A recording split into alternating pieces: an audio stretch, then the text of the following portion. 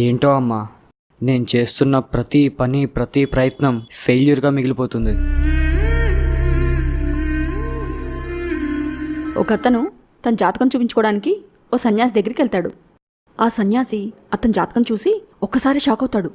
ఆ జాతకంలో అతను ఆ రోజు రాత్రే చనిపోతాడని రాసుంటుంది.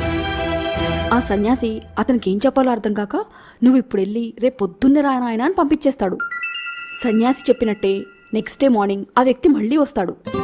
అతన్ని చూడగానే సన్యాసి మళ్ళీ షాక్. అదేంటి, జాతకం ప్రకారం ఇతను రాత్రి చనిపోవాల్సింది కదా అని.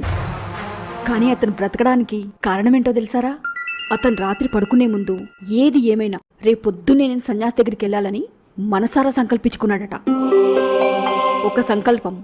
ఒక సంకల్పం మరణాన్ని తప్పించగలిగితే నువ్వు చేసే ప్రయత్నాల్లో ఈజీగా సక్సెస్ చూడగలవురా.